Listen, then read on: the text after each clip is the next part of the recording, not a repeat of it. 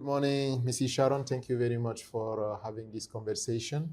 Based on your experience in Sint Maarten, what are the biggest challenges to formalization and protecting vulnerable groups?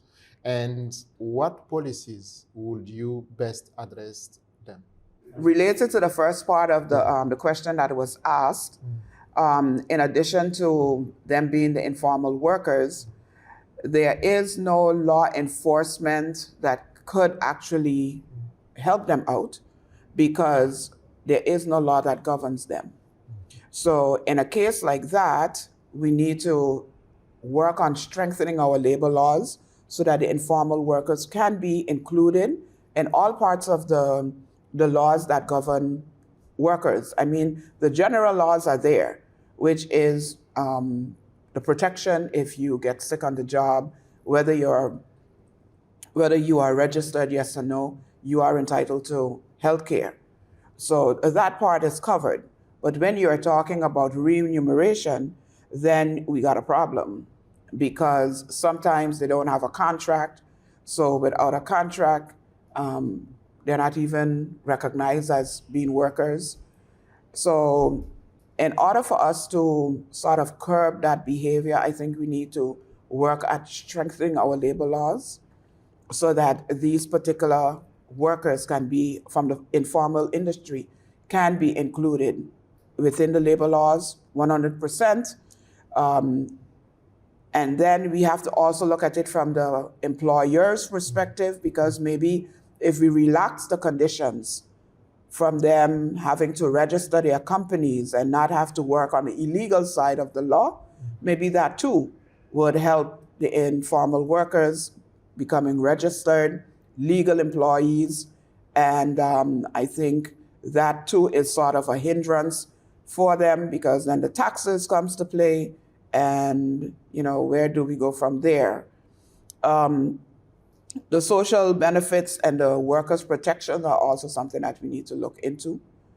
And what exactly and how exactly what do we expect then? Because if the employer right now is paying them off the books, per se, it's because they're running away from paying some sort of expense, which is your social benefits, because they are sort of high. The percentage input from the employer is equal to that or maybe higher than that in some instances, depending on the risk on your job, higher than that what the employee would put in. And if you're in an informal industry, let's take construction, for example. Construction is a time-bound type of work. So you could work for a month, you could work for 2 weeks. There is no set time for you to be on that job. So I guess that is why it is referred to as the informal laborers, because there is no way you can actually make a law that demands an employer to keep a construction worker, for example, on the job when there's nothing for him to do. So what do we do then? So that is the reason why I think this entire industry need to be looked at through different eyes as to how exactly can we not necessarily hold the employer by the throat, but make some laws protecting both the employer and the employee.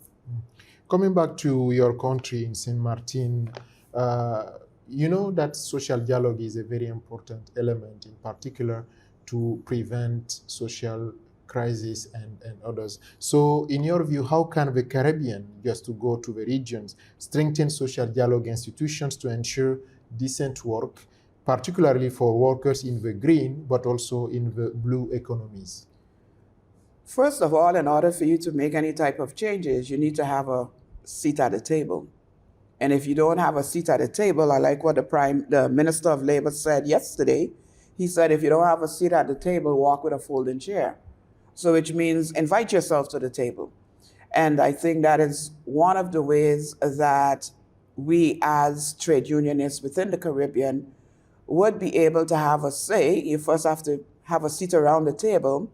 And in addition to that, we too, as trade unionists, as we discussed in the conference today, we need to be united. We need to be able to speak one language. We need to be able to see the differences in each other's island country, and don't say it doesn't affect me, so there's no need for me to get involved. It is a Caribbean problem. We need to look at it that today it's affecting you, tomorrow it might affect me. So we need to all join hands and have a seat at the table and start that dialogue and know what it is we're talking about and have those negotiation skills.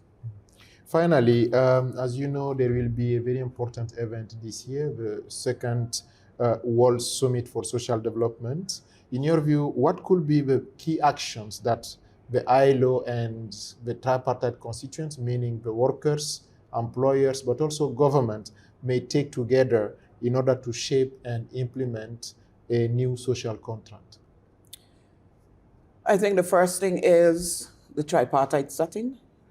That's very important. And because you mentioned the tripartite setting, it has to be that we're not just sitting down to have a dialogue. We're sitting down because we need to make changes. And I think all parties that are coming to the table have to come with an open mind, not with a preconceived idea as to what we are coming to discuss, but to look at the agendas from an open-minded perspective, and from the ILC, from the workers, from the government. We all need to put our brains together and come up with a very good conclusion that would affect everybody around the table. Thank you very much. You're more than welcome.